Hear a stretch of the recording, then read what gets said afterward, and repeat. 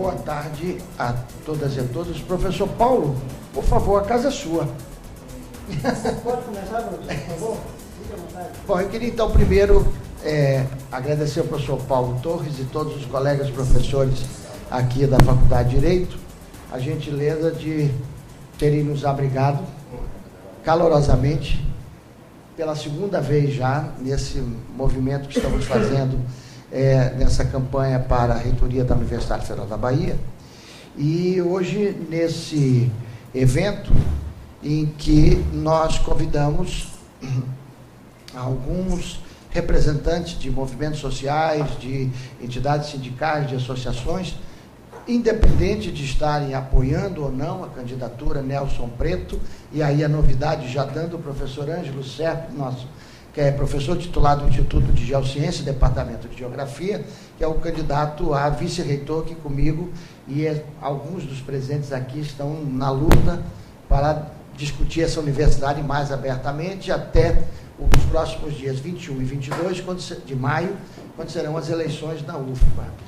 E a ideia desse encontro é justamente o de possibilitar que pessoas que têm algum nível de representatividade, ou sindical, ou associativa, ou dos movimentos populares, ou lideranças religiosas e espirituais, possam fazer uma reflexão conosco sobre o papel da universidade e o quanto a universidade pode contribuir tanto para a cidade, como para o Estado, como para o país, e por que não pensar para o planeta. Hoje em dia, com esse mundo com tantas conexões, é um mundo em que as nossas ações locais são ações muito importantes em termos planetários. Então, eu queria registrar a presença do professor Depp Serpa, querido colega, amigo, colega da universidade, e que representa aqui o Cidade Também é Nossa e o Movimento Voz de Salvador, que são dois importantes movimentos que estão articulando diversas ações na cidade. Eu tenho acompanhado intensamente, apesar de não presente fisicamente, as ações desses movimentos aqui em Salvador. Também queria registrar e agradecer a presença do doutor Abelardo Menezes, do CREMEB, e que nos dá a honra também de estar aqui presente. Ao lado dele, o professor Tavares, nosso colega, professor da Faculdade de Medicina. Também aqui Pablo Florentino, do coletivo Mob Cidade, que já nos enviou um e-mail com uma quantidade generosa de contribuições para o nosso programa, na questão da mobilidade, na questão ambiental da nossa universidade.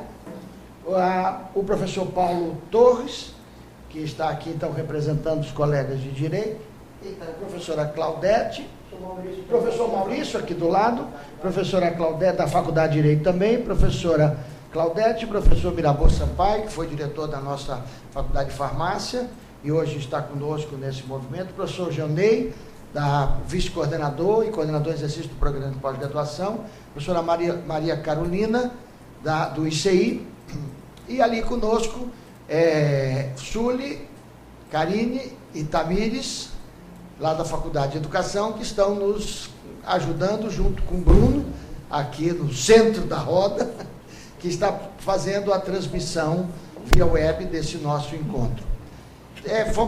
O pastor Djalma Torres, que também foi convidado e virá, estava lá no culto ecumênico em Ondina e disse que tão logo que acaba, está vindo, eu estava lá também. Então, agradecendo a presença de todos, eu queria convidar o professor Depp para...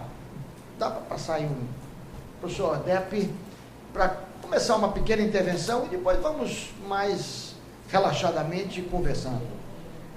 Boa tarde, amigos. Primeiro quero agradecer muito o convite que Nelson Preto me fez. Tenho a alegria de encontrar aqui muitos amigos, muitas pessoas que conheço, que respeito profundamente pela sua atuação na universidade e na cidade. Eu recebi o convite como coordenador do movimento Vozes de Salvador e do movimento A Cidade Também é Nossa. E antes disso tive uma pequena conversa com o Nelson Preto, em que eu chamei a atenção do meu querido amigo para o fato de que esta universidade fica quase o tempo todo de costas para a cidade.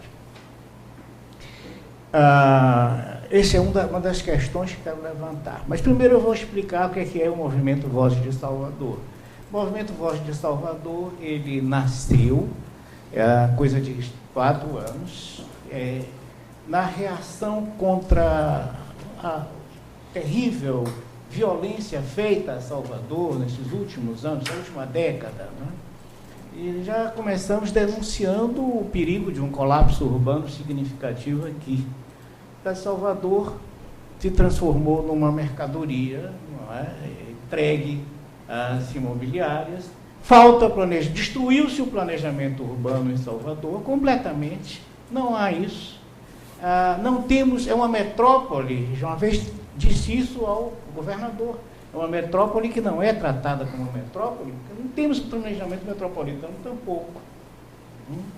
E a violência cresce. Eu estava olhando os mapas feitos por Inayá Carvalho, com um colega da FAO, em que a gente pode ver o crescimento da segregação. Brutal. A desigualdade imensa. Os problemas da cidade se avolumam e não há políticas públicas sérias para isso. Com relação à universidade, muitos membros do Vozes de Salvador são da universidade. São professores e estudantes da universidade, porque o Vozes tem tanto pessoas físicas quanto entidades. Reúne pessoas físicas e entidades. Por sua vez, o Vozes é parte do fórum A Cidade Também é Nossa, de que eu vou falar em seguida. Mas eu quero chamar a atenção aqui para o fato de que nós temos um paradoxo. Nós temos contribuições valiosas de alguns professores de departamentos universitários, instituições universitárias, para a compreensão de Salvador. Temos propostas muito boas, mas a universidade, ao mesmo tempo, a universidade está ausente da discussão da questão urbana. Que incrível que pareça. Ausente. Mas, enfim, começo explicando o que é o Movimento Vozes de Salvador. O Movimento de Salvador se integrou a um fórum chamado Fórum A Cidade Também é Nossa, que este só reúne entidades. São quase 40 hoje. 37 estão presentes. Entre essas entidades, temos conselhos profissionais, conselhos, por exemplo, o CREA, Conselho Regional de Engenharia e Agronomia, o CREMEB, recentemente ingressou, o Pedro Abelardo hoje é nosso companheiro lá, o CAL, que é o Conselho de Arquitetura e Urbanismo, não é? Temos, enfim, vários conselhos, sindicatos, a OAB, não é? Temos o CORECON, que é o Conselho de Economia, né? Regional de Economia. Temos, enfim, vários sindicatos, o IAB também está lá presente. Enfim, é uma organização muito forte hoje, porque é um segmento poderoso da sociedade civil que se organizou e conseguiu alguns êxitos. Por exemplo, barrar a brutal deformação do Plano Diretor de Desenvolvimento Urbano através da LOUS, uma ilegalidade completa, uma violência contra a Constituição brasileira, contra a lei do Estatuto da Cidade. Estamos conseguindo algum controle social, ainda muito pouco, mas hoje não se pode mais ignorar este fórum, porque ele tem uma presença forte na cidade, tem parcerias, de vez em quando, com o Ministério Público Estadual e Federal, não é? Tem uma presença forte na cidade, questiona, coloca a questão urbana com seriedade. E a gente está constatando uma situação de calamidade. Salvador está numa situação de calamidade, não dá para ignorar isso. Em primeiro lugar, a gente aponta a falta de planejamento urbano completa, Salvador e região metropolitana. Falta de planejamento em todas as áreas. Há pouco tempo,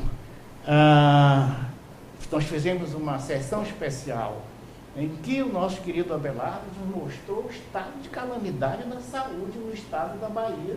da saúde coletiva, da saúde pública no estado da Bahia e particularmente em Salvador, é uma exposição muito boa e aterradora. Não tem outro termo, aterradora. A violência crescente, não é? É a cidade que mais está se tornando uma das cidades mais violentas do Brasil e do hemisfério. É uma coisa terrível. Segregação aumentando. Não é? Enfim, uma situação tremenda de dificuldade séria. O que a universidade tem a ver com isso? Tudo, claro. Pelo lugar, a universidade está aqui, em Salvador. Seus principais estabelecimentos estão em Salvador. Mas parece que a universidade faz de conta que não está. Eu estou fazendo uma autocrítica, não é uma crítica de fora para dentro, porque eu sou da Universidade Federal da Bahia. Embora esteja aposentado, ainda dou aula, ainda oriento, ainda pesquiso, ainda faço quase todas as atividades de um professor da ativa. Estou ligado a um programa de pós-graduação, estou atuando dentro da universidade. Agora, a universidade está de costas para a cidade. A verdade é essa. Eu tenho ótimos, como eu disse, pesquisas muito interessantes e iniciativas muito interessantes que a gente encontra na geografia, não é? Que a gente encontra no Centro de Recursos Humanos das Ciências Sociais, do pessoal de administração. Agora, essa universidade é um arquipélago. Ela não se encontra consigo mesma. Ela não se encontra consigo mesma. É muito difícil dela se encontrar com a cidade. Não sei se vocês podem achar que eu estou exagerando, mas a minha impressão é essa. Eu costumo dizer que a universidade não é mais isolada graças a uma coisa, é que os nossos estudantes, graças a Deus, namoram muito. Então, o menino aqui de direito namora com uma garota da sociologia, não é? E assim por diante, e aí se encontram, conversam sobre a universidade. Mas fora dessa coisa do namoro, não é? A universidade não se encontra consigo mesma. Quando comecei a me interessar pela questão urbana, eu verifiquei isso. Achei ótimas coisas, pesquisas, estudos, propostas, iniciativas na administração, que a gente da ciência social não conhece, não conhecia. O pessoal de economia, o pessoal de geografia, enfim, daqui de direito, não é? A gente não conversa. A universidade que não conversa consigo mesma é impressionante. Nós temos um elenco de urbanistas de primeiro time, pensando as cidades muito seriamente, não é? Gente do nível da Ana Fernandes, do Heliodoro, do Paulo Armindo e tantos outros, não vou citar com medo de fazer alguma omissão que seria injusta, mas isso fica fechado praticamente, não é? Quando eles querem ser ativos, quando esse pessoal quer ser ativo, vai para as organizações da sociedade civil. Impressionante. A universidade, em si mesma, não fala sobre a cidade de Salvador. A cidade entra em colapso e é como se a universidade ignorasse isso. Ignorasse isso. Uma das coisas é essa situação de arquipélago. Nós não conversamos. Não é possível fazer um diagnóstico de Salvador sem levar em conta a problemática ambiental e a problemática de saúde. Não é? Agora, no Fórum A Cidade Também é Nossa, a gente está começando a ter, nós temos grupos técnicos, né, para tratar de diferentes questões. Então, tomamos a iniciativa de criar um GT com os ambientalistas e o CREMED, para que estudem e proponham coisas com relação à área de saúde. Então, meu primeiro comentário, para começar, para não falar muito, né, que eu sou meio tagarela, não tenho medo de exagerar, mas, enfim, a situação é essa. Uma cidade em colapso, uma região metropolitana desventurada, maltratada, pisada e repisada, não sei, para não falar do resto do estado, né? A situação é de calamidade. E a universidade, que está aqui nessa capital, que está aqui no centro dessa metrópole, não se pronuncia. Isso devia ser uma questão que ocupasse a administração central da universidade. Isso tem que ser levado a sério a nível da administração central da universidade. Quando a FAO faz propostas muito interessantes, elas são jogadas fora pelos gestores, a universidade deveria ir lá, a administração central deveria respaldar o que a FAO propôs. Isso não acontece. Então, minha primeira constatação negativa e triste é essa. A universidade não está olhando para a cidade. Olha, não olhar para a cidade é faltar com um dos deveres fundamentais da universidade. Porque hoje a população do mundo é basicamente população urbana. Problemas que nós vivemos aqui, não é? Nós sabe disso, são problemas que são vivenciados no mundo inteiro também, aqui com maior gravidade talvez, em alguns aspectos. Mas, enfim, o direito à cidade é uma questão que mobiliza intelectuais, pensadores, políticos e universidades pelo mundo afora. Isso não acontece aqui. Não acontece aqui. Infelizmente, não acontece aqui. Eu não quero ser injusto com os colegas que lá nos seus departamentos e institutos se esforçam por superar essa situação.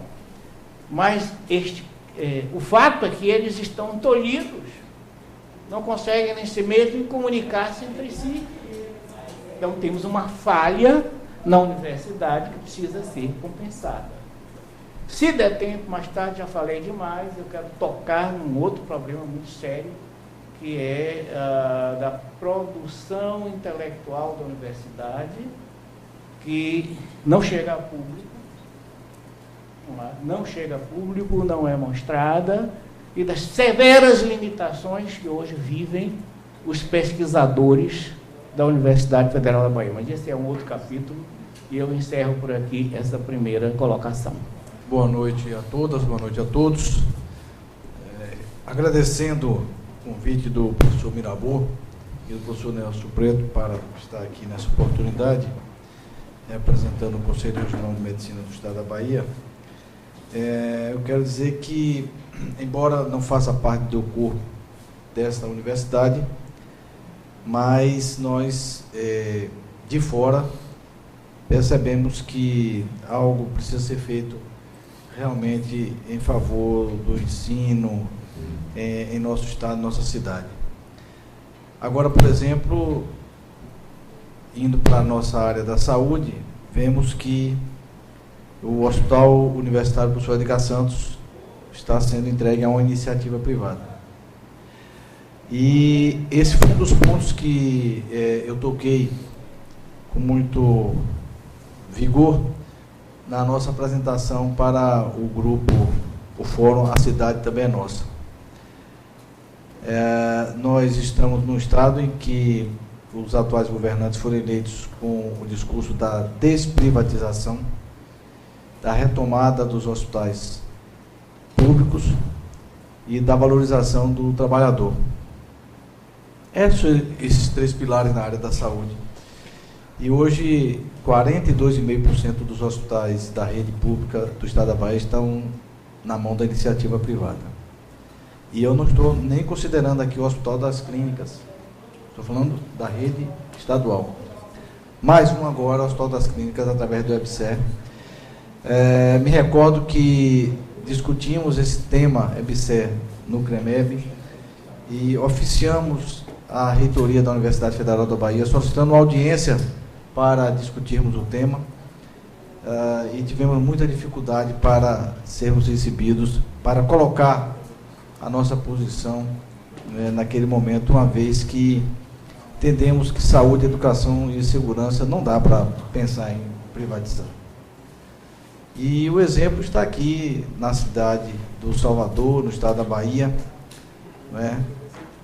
Hoje eu estava conversando com um promotor de justiça da área da saúde e senti nele uma pessoa já amargurada, embora não seja uma pessoa da área da saúde, amargurada, triste, e continuar atuando no Ministério Público, na área da saúde. A saúde em nosso estado, nosso município, como eu já disse, está entregue à iniciativa privada e desgovernada. Uma série de pontos que precisam ser tratados, né? E até fora da área da saúde, do âmbito da Secretaria de Saúde, temos a própria Secretaria de Segurança Pública contrata do Instituto Médico Legal, né, aquelas fotos que nós mostramos de Vitória da Conquista, né? Uma fiscalização feita pelo CREMEB em 2012 apontou uma série de irregularidades, mas a mais forte foi um funcionário escorrendo os dejetos de um corpo que acabou de ser necropsiado por um orifício na parede para a área externa do Instituto Médico Legal em Vitória da Conquista. Notificadas as autoridades, um ano depois retornamos e continua a mesma situação. É a degradação da dignidade da pessoa humana e um desrespeito à saúde coletiva. Então, nós vemos isso Bahia fora, nós temos feito fiscalizações por esses rincões. Vemos crises no Hospital Roberto Santos, no Hospital Clérigo Andrade, no Hospital Ernesto Simões, Maternidade de Referência, tudo por causa da precarização dos vínculos de trabalho, que no passado era apenas dos médicos e agora é dos demais profissionais da área da saúde. Precarização do trabalho médico, precarização do enfermeiro, técnico de enfermagem, por aí afora. Então, nós estamos vivendo um momento muito difícil, não é? Porque o fato de nós não termos um quadro de profissionais contratados regularmente, respeitadas as normas constitucionais, e nós que somos da geração que lutamos muito pela redemocratização desse país, e é uma falácia dizer que só quem lutou pela redemocratização é quem fazia parte do partido político, ou que foi perseguido e preso. Porque muitos não foram presos, mas foram perseguidos. Tiveram a sua capacidade de pensar e expressar reduzida nos ambientes universitários, inclusive. Nós somos de um período, vocês mais jovens talvez só conheçam de leitura, e que nós não sabíamos se o colega da direita ou da esquerda na nossa sala poderia ser um amigo de confiança para confidências. Isso era muito desgastante, porque não sabia se alguém estava infiltrado ali. Então nós todos lutamos, nossa geração lutou pela redemocratização do país, e nós vemos que essa utopia tem sido achincalhada nos últimos anos. Penso que a universidade pode contribuir para essa discussão, né, da democracia implantada no nosso país, a necessidade de reduzir as desigualdades, né, na área da saúde. Cada dia que passa, as desigualdades vão sendo ampliadas, porque a partir do momento que o Estado não cumpre o seu papel, o poder privado, vamos chamar assim, vai avançando. Nós temos um sistema de saúde universal para qualquer cidadão que pise em solo brasileiro, diferentemente de como é no Reino Unido. Pisou em solo brasileiro, ele está segurado pelo Sistema Único de Saúde. Mas, na contrapartida, quem sustenta mais o sistema público é a iniciativa privada. 53% dos recursos gastos na saúde vem da iniciativa privada e das famílias. O Estado cada vez mais se desincumbido do seu papel histórico e previsto na nossa Constituição. Então, uma série de desmandos. Penso que a universidade pode contribuir para essa discussão e até para ajudar os outros organismos, as outras instituições a reverterem um pouco esse quadro de iniquidade e desigualdades que temos visto na nossa sociedade. Estamos à disposição para contribuir no que for preciso. O CREMEB tem atuado politicamente, coisa que não fazia no passado. né? O professor Tavares sabe muito bem disso, mas temos tido necessidade de falar politicamente, escrever politicamente, porque se nós não gritarmos, os nossos irmãos mais necessitados vão ficar sempre esquecidos, nossos irmãos mais necessitados vão continuar nas filas, né? Vou fechar dizendo isso, ontem nós estivemos no hospital, tinha gente na emergência sobrando, e tinha 9 leitos dentro do hospital desocupados. É isso, obrigado. Doutora Abelardo, esperamos a partir de agosto fazer eco com a universidade, fazendo eco com o CREMEB nessas lutas políticas. Queremos convidar Pablo, do Movimento Mob Cidade, por favor. Boa noite a todos. Agradecer a Nelson pelo convite. Eu sou aluno egresso da casa, fiz minha graduação aqui, fiz o mestrado no Rio de Janeiro e agora estou fazendo doutorado aqui na casa, sou professor do IFBA, mas o fato de eu estar aqui é a questão do meu envolvimento com a questão da mobilidade urbana e as questões urbanas, que muitas das quais o ORDEP já colocou aqui, já trouxe para a mesa, e a gente também discute bastante com esse ORDEP aí também nessa luta, né? E já assim, pegando um gancho das falas que já foram feitas, tem uma professora aqui da UFBA, que obviamente eu não vou revelar o nome, mas que nos projetos de pesquisa dela, quando ela procura ir até os movimentos sociais e interagir com os movimentos sociais, os seus colegas acadêmicos a recriminam, dizendo: como você pode se misturar com o seu objeto de pesquisa? E é esse tipo de prática que eu vejo hoje se repetindo mais e mais e mais de todos os professores, quer dizer, óbvio, de uma boa parte dos professores, de que não, a universidade está aqui para observar a sociedade, estudar a sociedade, gerar papers, fazer análises e pronto. Então, que universidade é essa que não consegue interagir e trazer algum retorno prático, objetivo e pragmático para a sociedade? Então, dentro dessa linha da minha fala, eu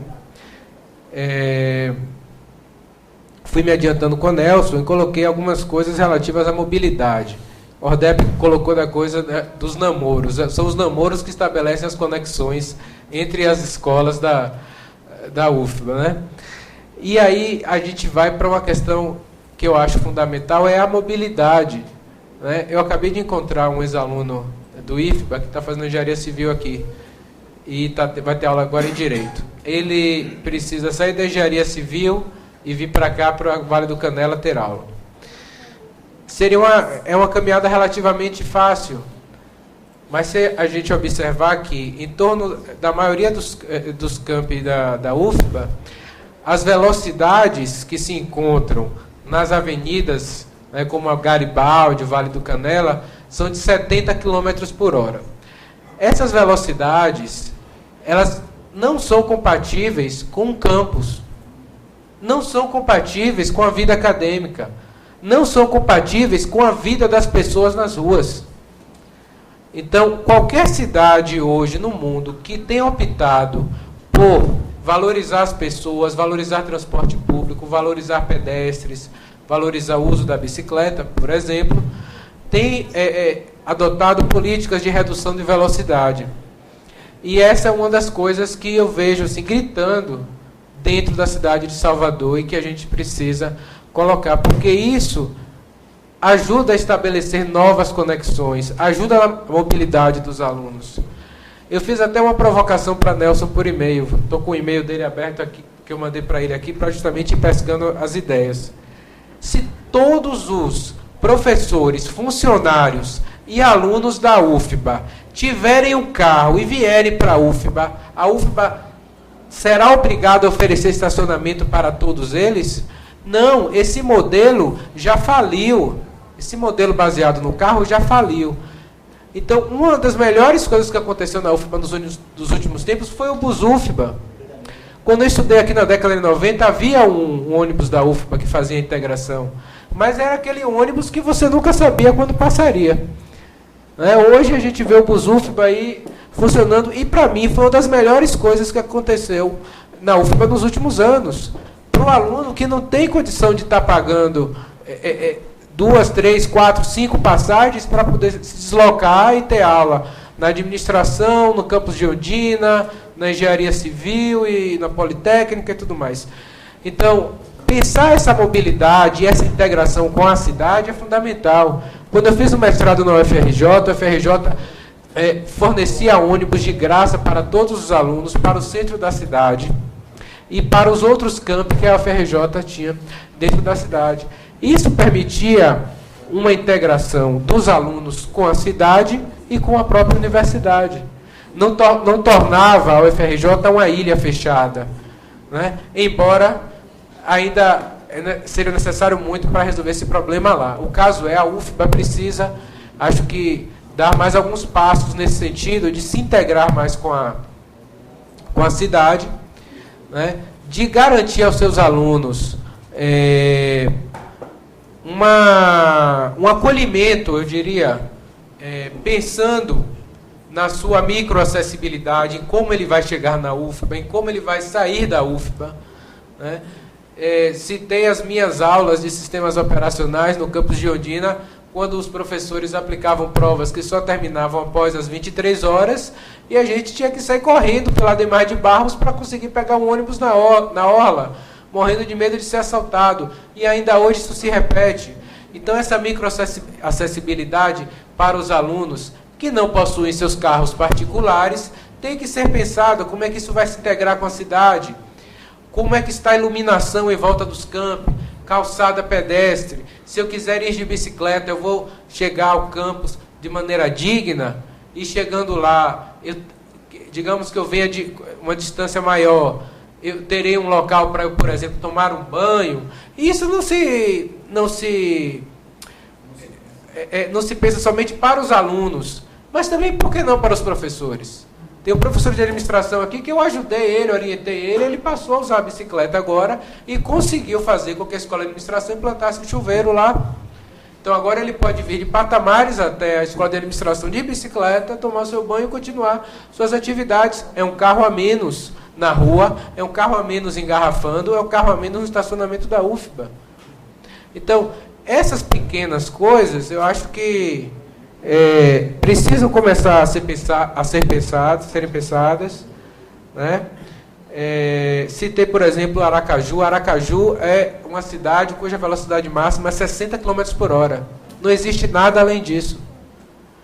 E, recentemente, eu fiz uma viagem passando por Aracaju, Maceió e João Pessoa, e as velocidades todas muito baixas, né? Uma cidade onde ofereciam calçadas largas, iluminação, infraestrutura. E aqui em Salvador a gente está com uma lacuna nessa questão muito grande. Eu acho que a UFBA poderia se posicionar de maneira mais afirmativa nessa questão, de se posicionar frente aos órgãos competentes, sejam do Estado, sejam da Prefeitura, de rediscutir e começar a dar o exemplo, de exigir que as suas calçadas sejam bem iluminadas, né?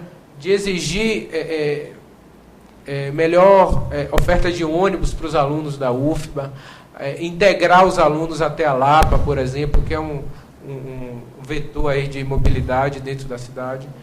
Então, assim, são coisas diversas que eu tinha colocado para o Nelson, a questão da infraestrutura de paraciclos, né? Eu, quando fui à Universidade Federal do Paraná, fiquei maravilhado.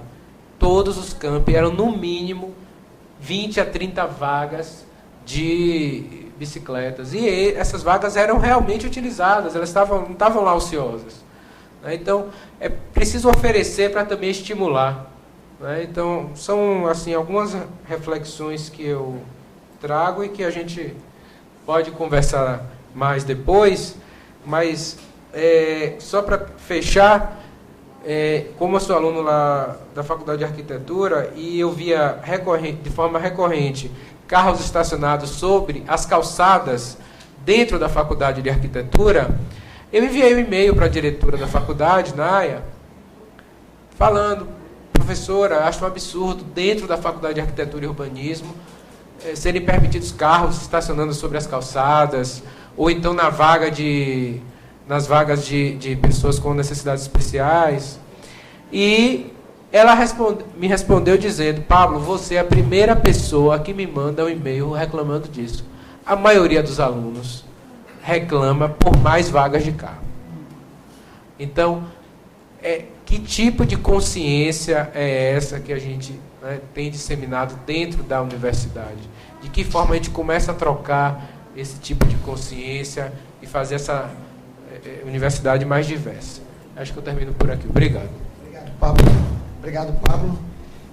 Queria registrar também a presença aqui da escola do professor Murilo, professora Isabela, e também colegas de outras unidades, professor André e professora Gilca. E nossos convidados iniciais são esses. Eu gostaria, então, de abrir para nossos colegas professores e, então, nosso vice-reitor. Não, eu acho que esse rumo dessa prosa tomou é muito bom, né? E aí eu fico meio me coçando para falar, mas eu queria registrar algumas coisas. A primeira delas é que eu acho que esse momento aqui, ele é muito interessante, porque eu acho que ele mostra, de alguma forma, como funcionará um governo de Nelson Preto na UFPA, né? Eu acho que esse me parece ser um indício importante, né, de como as coisas podem ser diferentes, diversas, né?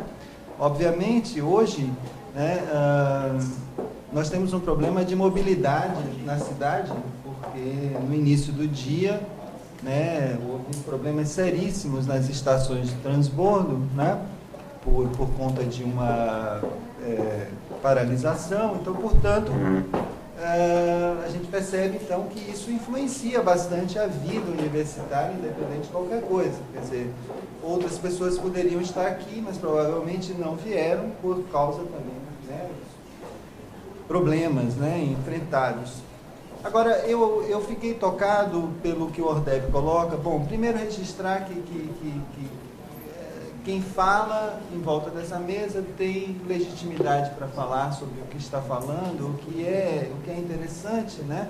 Porque eu acho que também essa questão da participação numa gestão de fato participativa, ela requer parcerias e legitimidade de representações, né? E de fato a gente tem aqui nessas três falas representatividade e legitimidade de quem vivencia o que está falando, né?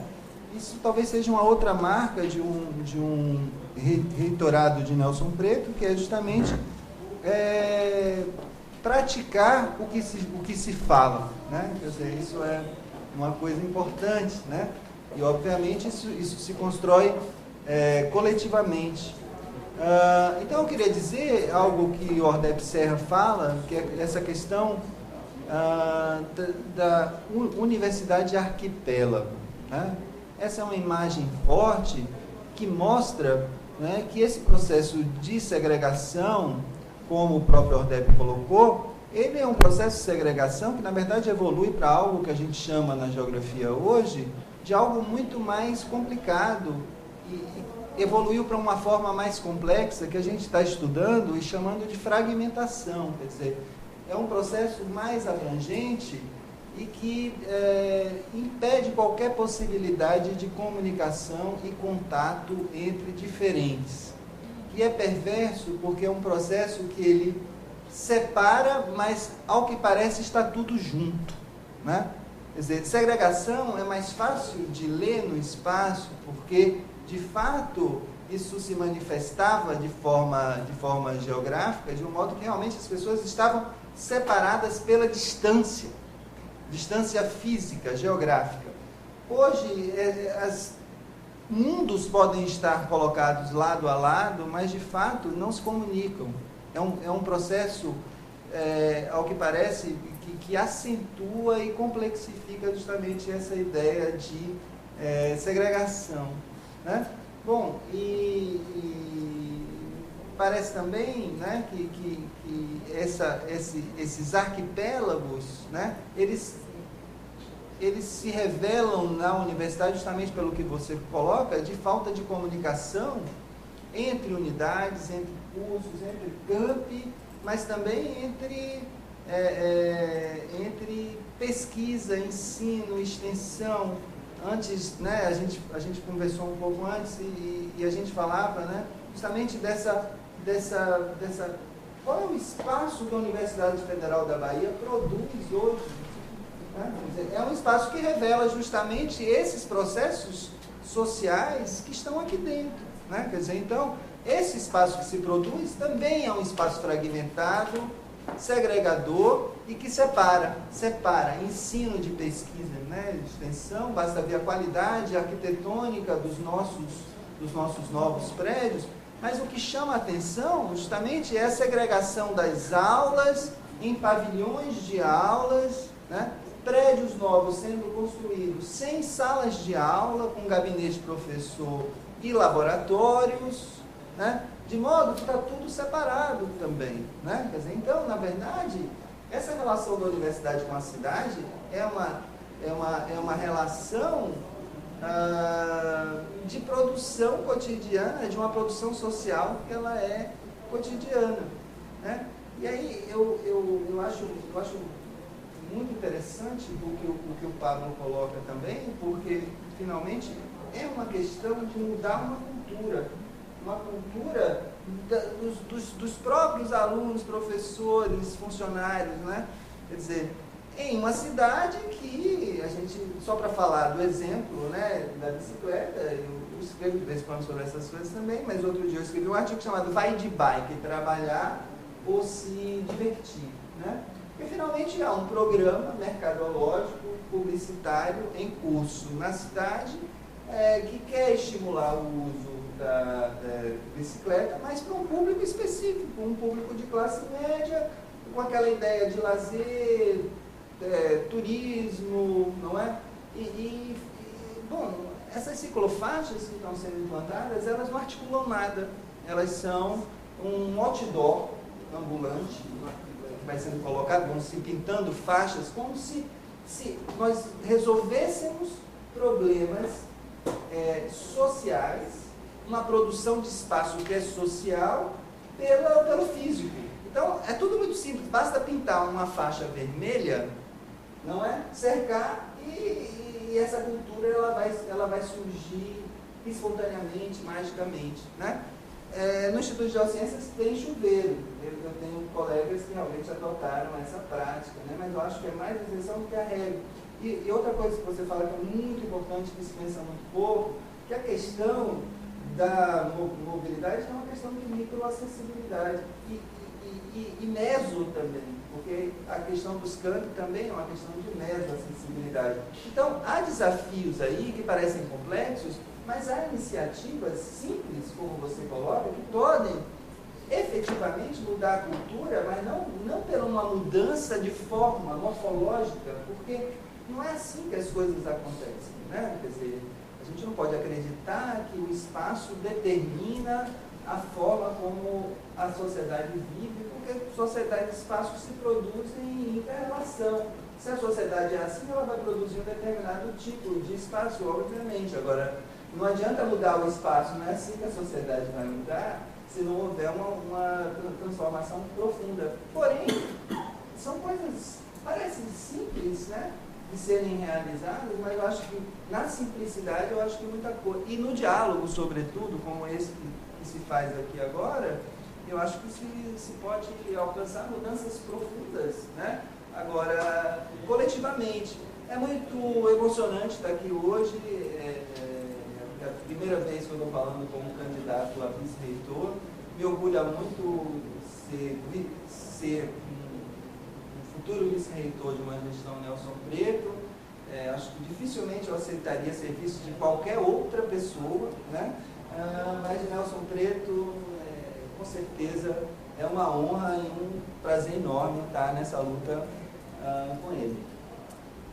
É um prazer estar aqui com os colegas e amigos e dizer que o professor Carlos Freitas, que foi um dos articuladores, né, desse encontro, dessa reunião, precisou viajar, daí pediu para justificar a sua ausência aqui hoje à noite.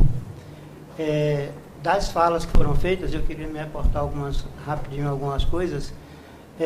O Pablo fala da mobilidade ou da inacessibilidade, e Salvador hoje tem um problema muito grave, que é uma imobilidade também muito grande, né?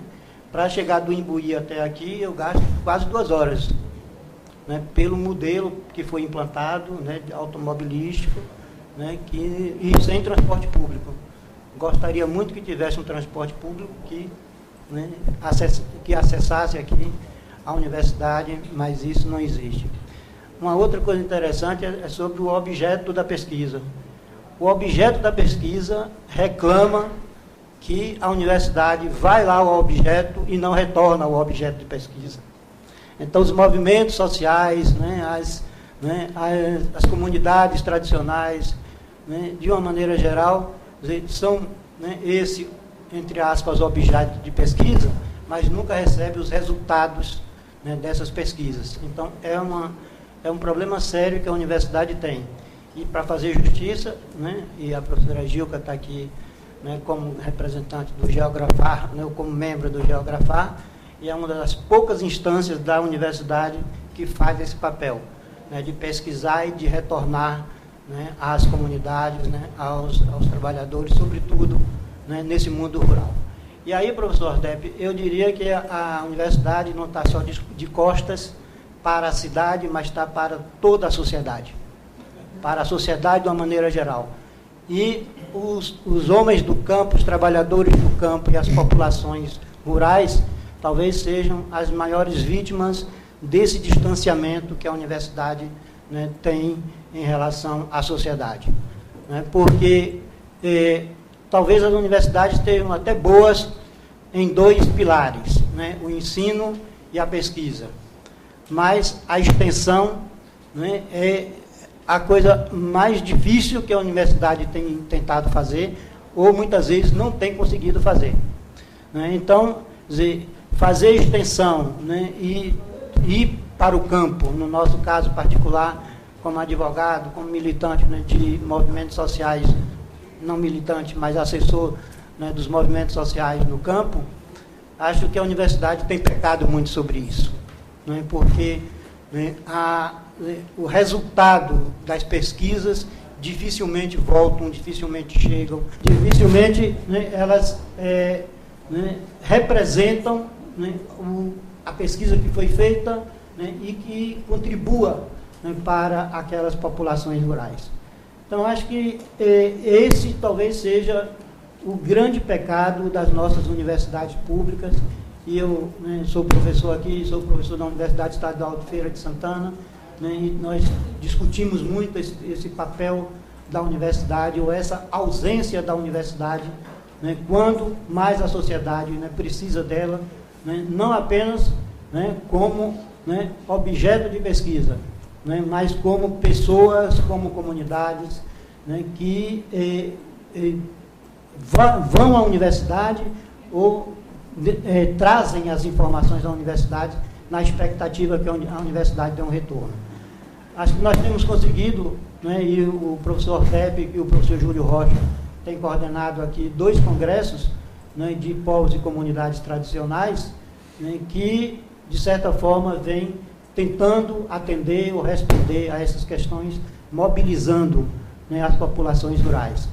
Mas nós, do curso de Direito, temos uma imensa dificuldade, né, de trabalhar essas questões, né, de fazer com que os alunos assimilem isso, né, porque os cursos de Direito são dogmáticos, positivistas, né, e os professores dificilmente se alertam, né, ou têm qualquer compromisso, né, com esse tipo de informação e de formação, né, do nosso alunado.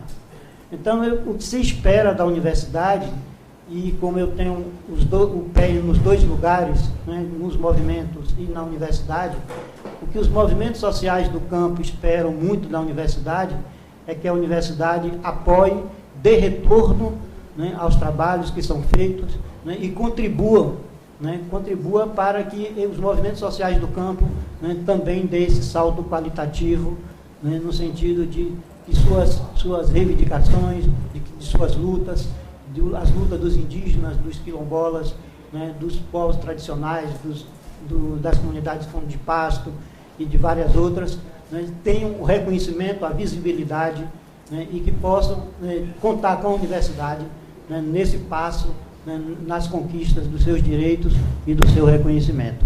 Então, esse é um papel que eu gostaria muito, e espero muito, professor Nelson, né, que a universidade consiga contribuir, né, com essa plataforma, né, em relação a esses movimentos sociais do campo. Primeiramente, eu gostaria de expressar a satisfação de ter essa dupla, né, Nelson Preto e Ângelo Serpa, como uma opção de voto para essa gestão na UFBA, né? Fico muito satisfeita de que vocês tenham feito essa dobradinha. E esse evento de hoje expressa bastante esse olhar de Nelson Preto para a universidade, que me deixa com uma expectativa muito grande do que pode vir por aí, né?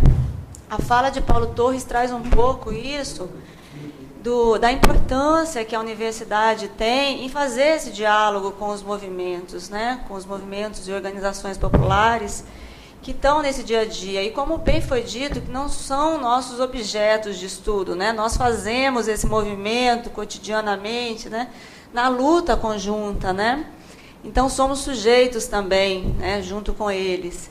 E ver essa mesa com algumas pessoas conhecidas aqui, Paulo Torres, Maurício, pessoas que têm um compromisso, que têm uma qualidade, né, nesse cotidiano, nesse fazer docente, no fazer a extensão e no fazer a pesquisa, me deixa muito satisfeita, muito contente de estar participando desse momento, né? Nessa expectativa do que há de por vir para a UFBA. Desejo boa sorte para vocês nessa trajetória, nessa caminhada, né, e vamos aí participando de outros debates. Bem, me sinto honrado, tá bom? Honrado e privilegiado de estar aqui. Eu sou um pastor protestante, mas com uma militância muito grande nesse mundo aí social e ecumênico e de diálogo interreligioso. Tenho uma admiração muito grande pelo professor Nelson Preto e fiquei muito orgulhoso em saber da campanha para a reitoria.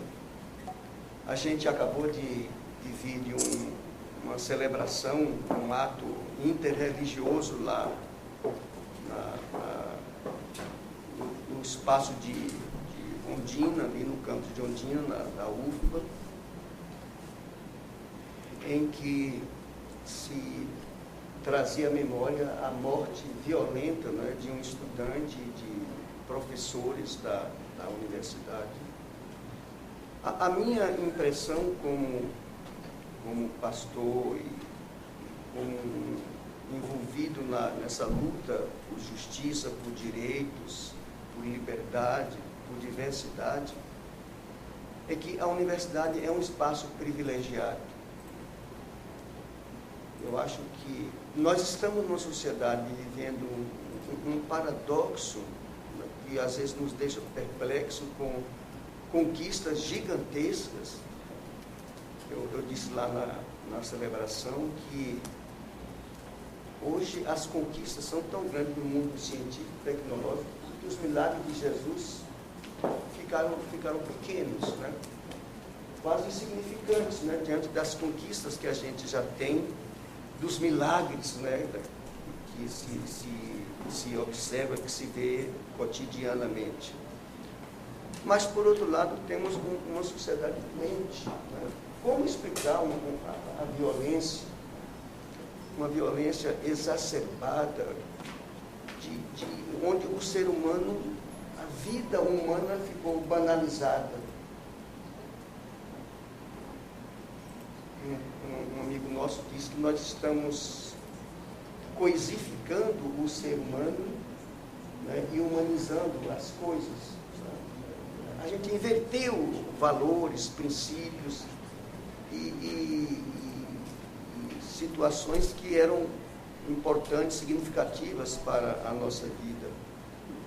Eu acho que a universidade tem uma responsabilidade muito grande nisso, porque cultiva o saber, a pesquisa, a investigação, ajuda na formação da sociedade, contribui decisivamente, oferece valores em todos os níveis. E eu coloco sob a responsabilidade da universidade uma tarefa muito grande. Por isso, eu me congratulo com esse esforço, essa campanha para tocar a universidade, me solidarizo e eu me coloco à disposição, né, como cidadão e como um líder religioso de uma parcela, né, do mundo religioso cristão, para que nós possamos construir, né, esse mundo melhor e mais justo. Né? Então, quero parabenizá-los e desejar muito sucesso, né, a vocês dois nessa campanha e me colocar como um cabo eleitoral. Importantíssimo. Muito obrigado. Queria registrar também a presença de mais um professor aqui da faculdade, Samuel Vida. Muito obrigado. Continua aberta e à disposição de quem desejar. E estamos transmitindo esse evento por um projeto da nossa Faculdade de Educação, que é um projeto fruto de uma pesquisa de iniciação científica chamado Rádio Faced Web. Nós implantamos uma rádio web e já esse é um dos compromissos de campanha nosso, que todas as reuniões dos conselhos superiores da nossa gestão serão transmitidas pela web em stream de vídeo e de áudio, de tal forma que a comunidade possa acompanhar o que os conselhos superiores da universidade discutem sobre os rumos da universidade. Eu acho que isso é uma forma de já, no mínimo, avançar um pouco na questão de uma política de comunicação científica, de política de comunicação popular, que, de certa forma, meu caro Paulo, também é um esforço nosso e alguns outros projetos nossos também, que a gente vai tentar empoderar esse conjunto de projetos que trabalham com o campo, no sentido de que também o campo possa se apropriar das facilidades das comunicações, das tecnologias de comunicação, de tal forma que sua voz possa ser amplificada. Porque a gente tem visto com esse avanço das tecnologias, a comunicação ter ampliado, mas ter ampliado de forma muito intensa na perspectiva de levar os valores de fora para dentro do campo. E o que nós precisamos agora é empoderar o campo para fazer os valores de dentro do campo saírem para fora, né? Eu não posso deixar de sempre lembrar de um querido, para ele, mais do que tudo, querido amigo, colega e mestre, professor Felipe Serpa, quando reitor dessa universidade, uma jornalista, logo que ele assumiu, perguntou ao professor Felipe o que ele queria que a universidade fosse depois dos 4 anos da gestão dele. E ele, a queima-roupa, respondeu: Glauber Rocha. A jornalista ficou atônita, disse: como é? Esse cara é um louco. Ele já tem cara de louco, e ainda disse que quer que a UFBA seja um Glauber Rocha. E perguntou por quê. Ele disse: porque Glauber Rocha conseguiu ser um personagem, um cineasta, um diretor de cinema internacional, tratando e olhando exatamente para as suas questões mais locais. Quer dizer, ele foi o mais local possível e com isso foi planetário. E não tínhamos internet. Então imagina hoje, com todas essas possibilidades, o que nós não podemos fazer para tentar não só minimizar essas questões de comunicação, mas como de fato fortalecer as manifestações de cultura local em todos os lugares. Nesse particular, eu queria fazer apenas uma observação do que está na nossa plataforma e que me parece que é uma questão crucial para que a gente possa discutir, que é a ideia da expansão da universidade. A importante expansão da universidade, ela tem que chegar nos diversos cantos da cidade, e não sei se necessariamente ela tem que chegar nos diversos cantos do Estado, porque o que nós temos que ter é uma integração com as outras universidades públicas que nós temos. Nós temos hoje 11 instituições federais de ensino e pesquisa pública, sem falar nos centros de pesquisas como a Fiocruz. Então, não sei se tem muito sentido a própria UFBA ir lá para longe, se lá longe tem já uma instituição pública que pode, num trabalho em rede, em parceria, atuar mais próximo daquela população. Então, eu imagino que essa perspectiva de expansão da universidade, mesmo aqui dentro da cidade, tem que ser uma perspectiva de expansão, não apenas de levar para o subúrbio, para a região metropolitana, salas de aula, na perspectiva do que Ângelo estava se referindo, mas levar efetivamente para lá uma universidade plena, uma universidade que reconheça os valores locais, que reconheça as pessoas locais e que lá tenha seus professores trabalhando e permanecendo lá, e que seja uma universidade plena de ensino, pesquisa, extensão, e não apenas um espaço de ministrar aulas, e que muitas vezes fará com que o professor vá até lá e volta, né? Nem lá permaneça. Boa noite a todos. Professora Isabel. Eu gostaria também, em nome dos professores aqui da casa, agradecer o convite e dizer da alegria de ter a presença do professor Nelson aqui conosco. Eu acho muito interessante a forma como esse debate foi chamado e a preocupação, né, inicial da campanha do professor Nelson, dessa articulação da universidade com a sociedade, né? A gente vem de um evento ontem à tarde, cujo tema era exatamente manifestação e repressão, o que a UFBA tem a ver com isso. E me parece que esse diálogo aqui é uma continuidade daquilo que estávamos conversando e debatendo ontem à tarde. Então, eu também louvo muito a iniciativa. Eu acho que, no caso aqui de direito, pensar essa articulação é mais do que necessária. Somos um curso que tem a maioria dos professores 20 horas, né? Uma particularidade nossa. E eu estava aqui pensando, qual o desafio nosso de envolver esses professores, né, na nossa prática docente, e o privilégio que é tê-los também em outros espaços, né?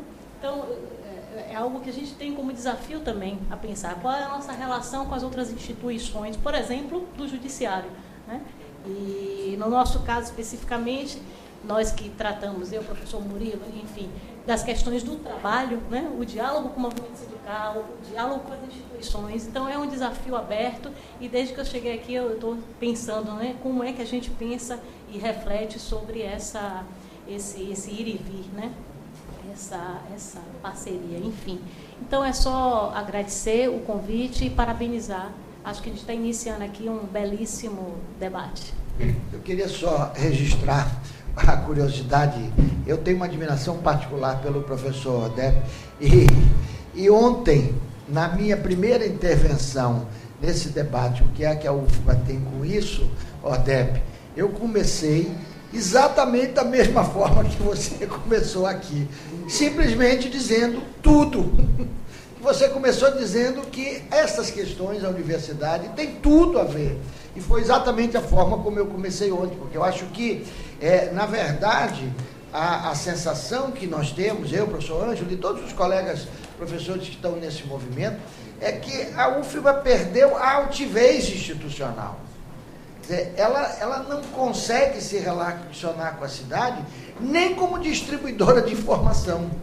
Porque até as produções que são feitas aqui dentro, muitas vezes, salvo honrosas e importantíssimas soluções individuais, tanto de grupos de pesquisas, como de pessoas que escrevem, que falam, mas institucionalmente ela não tem se manifestado, ela não tem, ultimamente, mais interferido na cidade de forma contundente, mas não interferido de uma forma iluminista, mas interferido com humildade, no sentido de se relacionar com a comunidade, se relacionar com a sociedade, levar o saber específico que é dela, o conhecimento específico que é dela, que é o conhecimento científico, que é isso que nós temos aqui dentro, e se relacionar com os outros saberes da sociedade.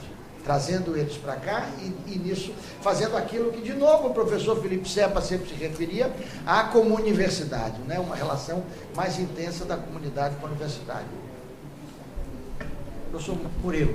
Boa noite a todos. É uma alegria ver aqui na minha faculdade o meu candidato a reitor, o professor Nelson Preto, né, debatendo com a universidade e com a sociedade novas ideias, né, e também demarcando uma nova cultura política dessa faculdade, né, novos ares, novas pessoas, novas experiências, de estar mais ativamente no foco ou dentro do debate da universidade, seja na reitoria, nas questões do sindicato. Então é muito bom ver a Faculdade de Direito, que sempre estava à margem, distante, está mais próxima, se chegando e interagindo.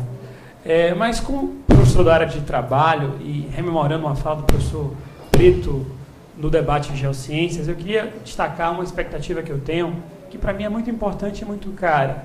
Porque não adianta a gente ensinar uma coisa, e se a gente acredita no ensino, e ter aqui nos nossos espaços práticas totalmente opostas, antagônicas ao que nós ensinamos.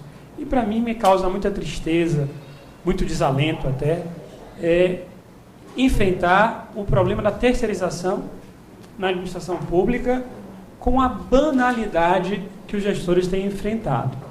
Não é? E não falo só, não é só a UFBA que faz isso, mas quase todas as instituições públicas têm modelo de terceirização e cada vez mais esse modelo despreza e precariza a condição do trabalhador.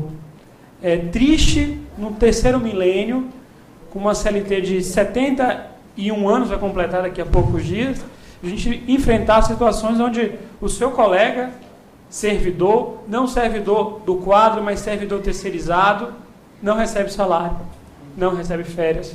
Todos os alunos aqui, todos os funcionários sabem de um querido amigo que é Genilson, e eu preciso sempre usar na sala de aula o exemplo de Genilson, que passa ano, ele não recebe férias. Então, é lamentável como as administrações, é uma coisa pequena do ponto de vista de gestão, têm dado pouco caso à prática de terceirização, que representa, sobretudo, um sistema de sonegação de direitos trabalhistas e, quiçá, um espaço grandioso para ter práticas de corrupção. Não é? Porque na terceirização você não tem concurso, você tem um processo licitatório, você tem empresas que têm sócios laranjas. Então, toda uma sistemática do pior possível vem das práticas de terceirização. Então, me parece, e eu fico muito na expectativa do reitor Nelson Preto, né, enquadrar esse tipo de prática, né, adotar modelos de mais segurança ou modelos que diminuam o risco do trabalhador que dedica sua vida à universidade e que às vezes não recebe salário.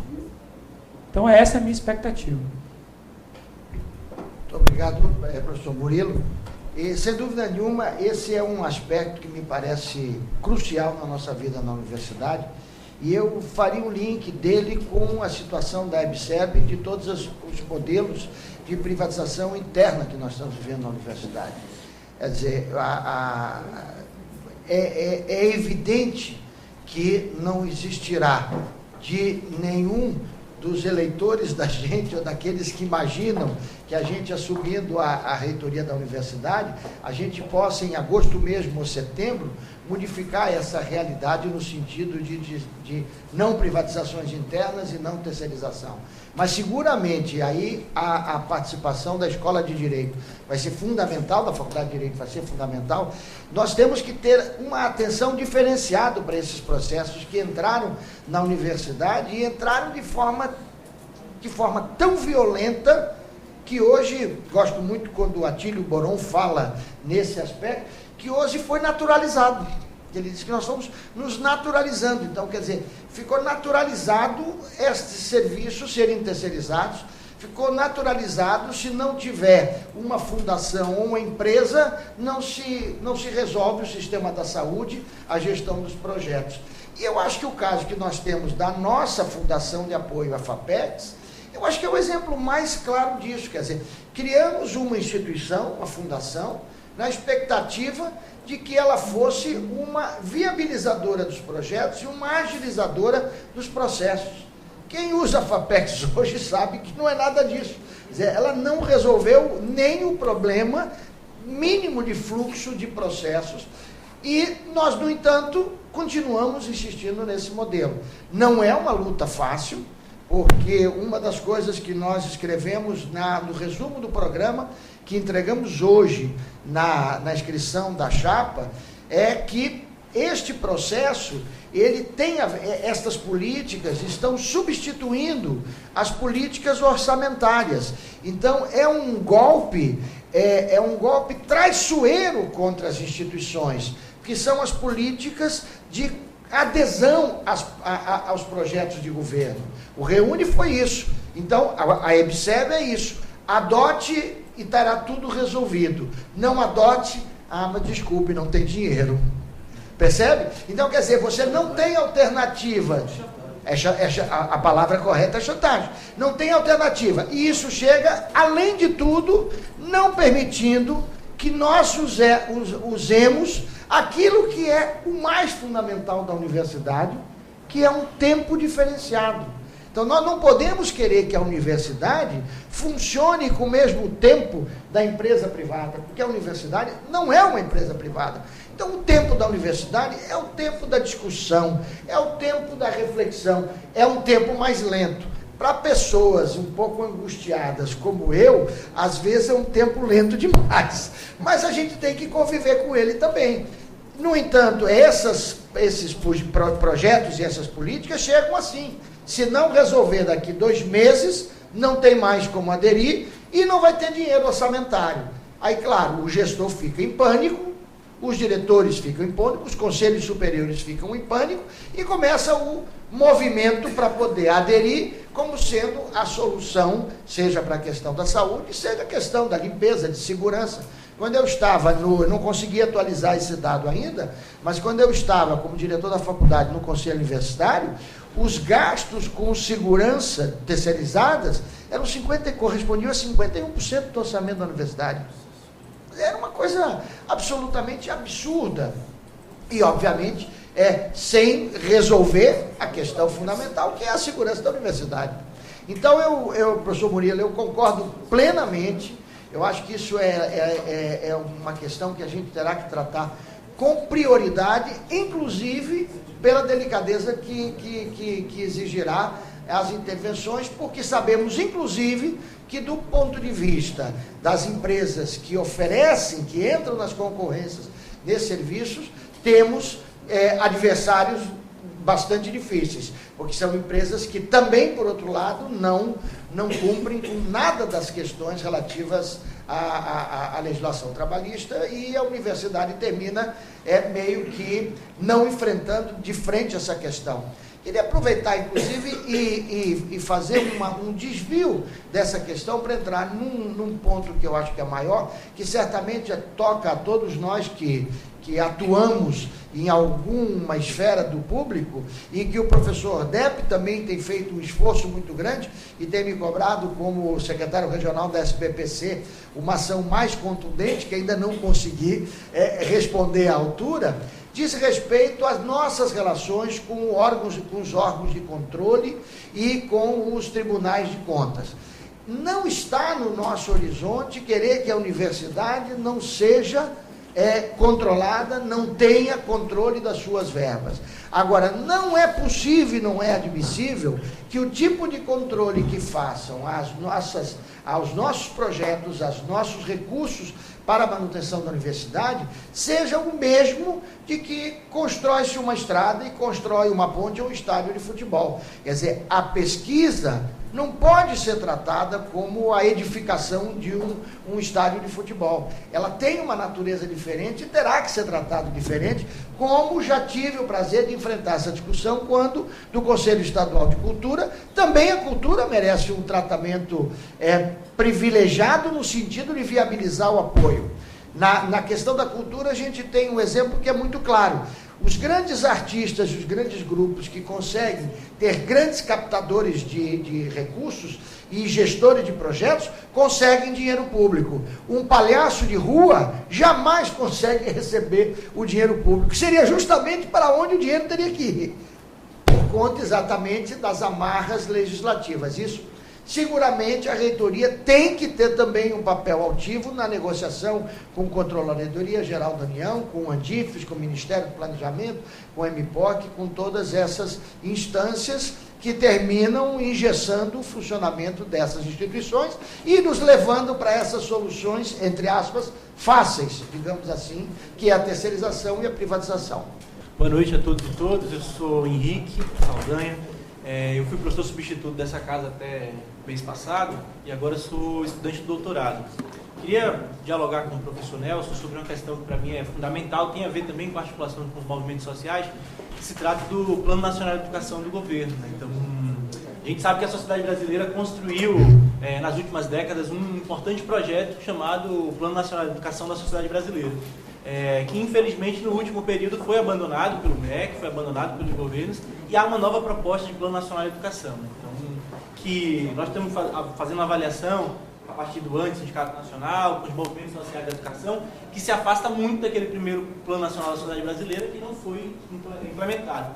Esse ano a gente teve uma outra característica, que foi o adiamento da Conferência Nacional de Educação, ainda que a gente aponte todos os limites do que é hoje as conferências do governo, né? Então, mas ainda assim, com todos os limites, houve um desprivilégio da Conferência Nacional de Educação, que aconteceria agora no primeiro semestre, porque o governo alegou que não tinha verbas para fazer a conferência e poder fazer os debates a partir sobre o Plano Nacional de Educação. Então, como a universidade ela tem uma responsabilidade importante para pensar o Plano Nacional de Educação do Brasil, né? Então eu acho que a UFBA precisa também se incorporar nesse debate. Eu queria que o professor pudesse fazer uma avaliação do que ele tem pensado a partir do Plano Nacional de Educação que o governo tem apresentado, a partir da pauta histórica que os movimentos sociais têm apresentado, os 10% do PIB para a educação pública, né? Então, e inclusive das formas de expansão do ensino superior a partir do ensino privado, né, que tem marcado aí o Plano Nacional de Educação que o governo tem apresentado. Então, nós temos uma demanda da universidade pública, da necessidade de mais verba, de mais expansão, e em contrapartida você tem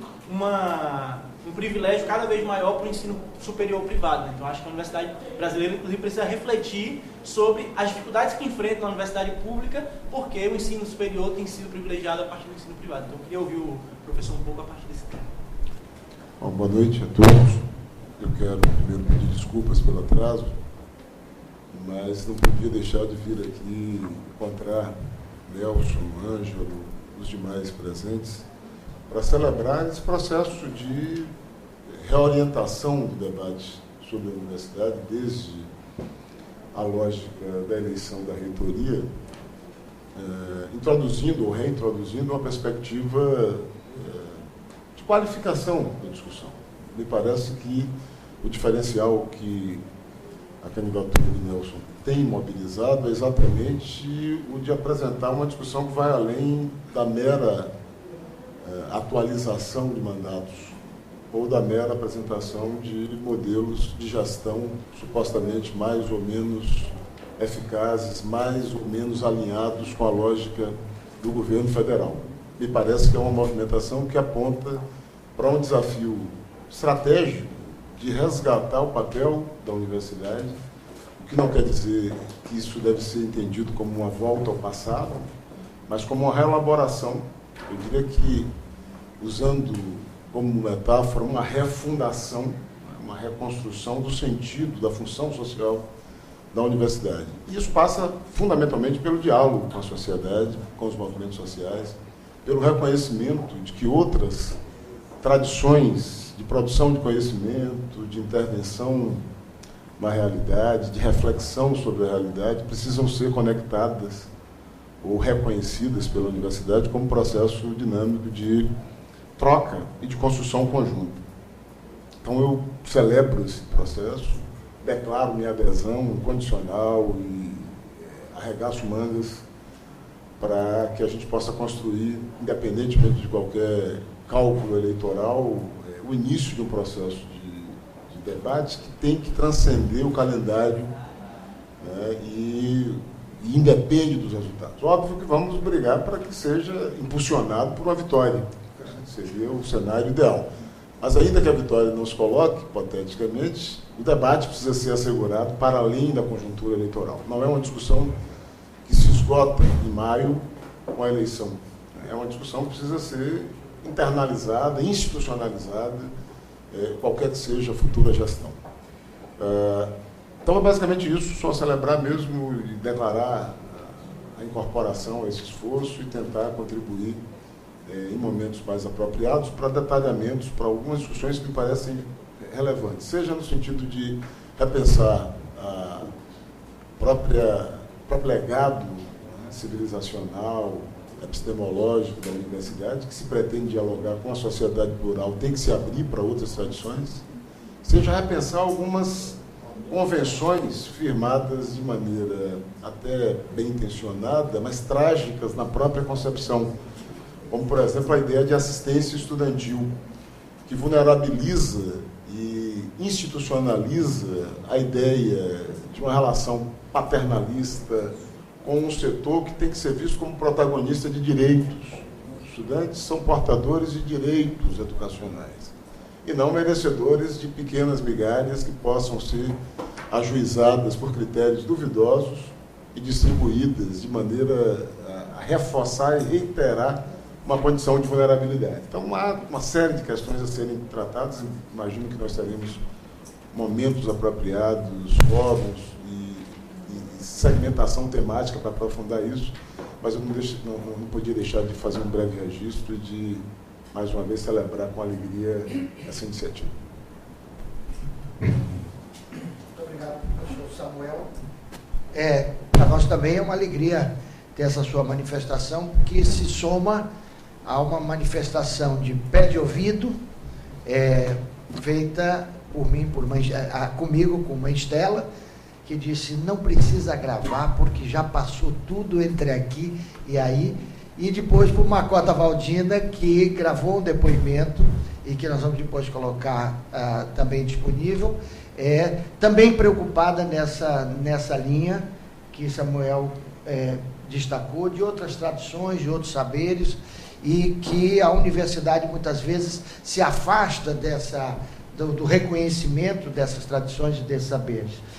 Com relação à questão da assistência estudantil, da política estudantil, nós temos uma plena sintonia com essa sua intervenção e, mais do que tudo, eu acho que nós precisamos muito dessas contribuições para escrever, mas escrever no programa, mas mais do que escrever no programa, escrever em todos os espaços que a gente puder, a ideia de que o que a gente precisa de novo, eu não sei porque hoje eu estou usando tanto essa palavra que eu não gosto, que é uma tradução vagabunda do inglês, que é o empoderar a presença do estudante dentro da universidade. E são exemplos simples, eu tenho repetido eles, mas a gente que mora aqui na Faculdade de Educação, ao lado tem uma sala de cinema, um hall de uma sala de cinema, que não tem absolutamente nada demais a não ser um ar-condicionado, uma decoração simpática, com folders de cinema, umas poltronas nem tão sofisticadas e que fica repleta de estudantes e professores, porque é um lugar gostoso, agradável, esteticamente bonito, para ficar ali conversando, estudando, e é muito comum isso estar acontecendo. Quer dizer, proliferar esse tipo de espaço dentro da universidade, para que as pessoas possam se sentir efetivamente vivendo dentro da universidade como um espaço gostoso, como um espaço agradável para poder produzir cultura, produzir conhecimentos, interagir, namorar entre os cursos, já que por enquanto é só a forma de interagir. Quem sabe a gente não aumente essas interações através desses espaços ricos de cultura.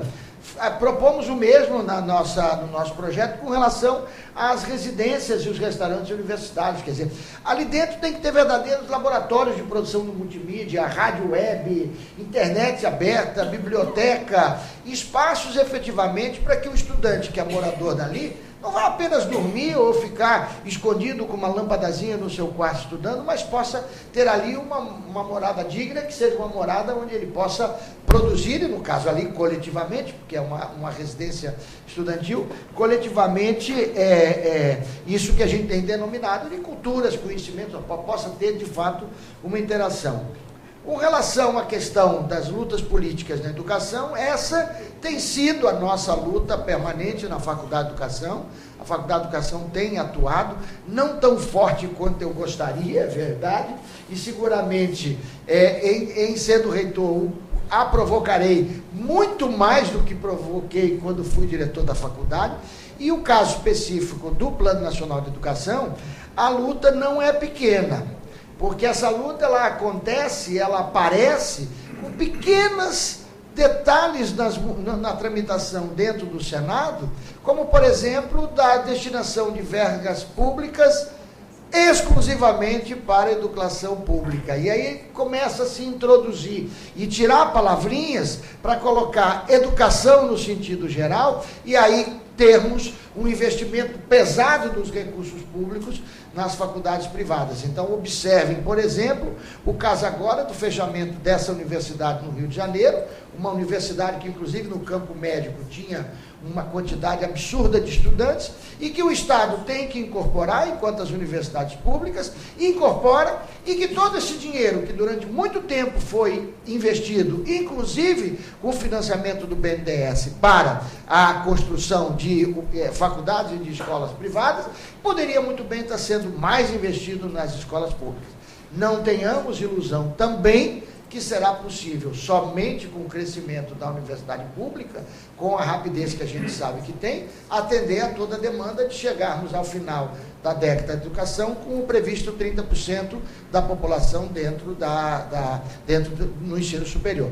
Então, seguramente, esse movimento é um movimento que demandará um tempo, que no nosso período de gestão a gente apenas pode ser mais um ator nessa luta de ampliação da escola pública, da universidade pública. E aí lembra a professora Iraci Picanso, que ontem, no final do debate, dizia: adorei, mas falta ser mais enfático em dizer que a universidade tem que se responsabilizar e contribuir e arregaçar as mangas para resolver o problema do ensino básico nesse país, que é lamentável. E eu concordo plenamente. Eu acho que nós temos uma responsabilidade com o ensino básico e que, infelizmente, nós não estamos dando conta do tamanho desse desafio, apesar dos inúmeros esforços que a gente tem feito dentro da universidade nessa questão. Muito bem, agradeço imensamente a presença de vocês, daqueles que estão nos ouvindo, mesmo nesse dia conturbado. Eu creio que tivemos um finalzinho de tarde, começo de noite muito agradável, e gostaríamos de, nesses 35, 40 dias até a eleição, continuar esse diálogo. Depois desse período, continuar o que já fazíamos, seja através das polêmicas contemporâneas, seja através, que é uma disciplina que eu ofereço lá na Faculdade de Educação para toda a universidade, que tem se debruçado sobre as questões, seja através das organizações e dos movimentos em que nós participamos dentro da universidade, e seguramente a minha expectativa é que a gente reverta esse quadro eleitoral e em agosto a gente possa assumir a reitoria da universidade com a presença de todos vocês, para que a gente possa celebrar o início de uma caminhada de 4 anos com muita alegria, com muita disposição e com muita participação de todos nessa gestão. Muito obrigado.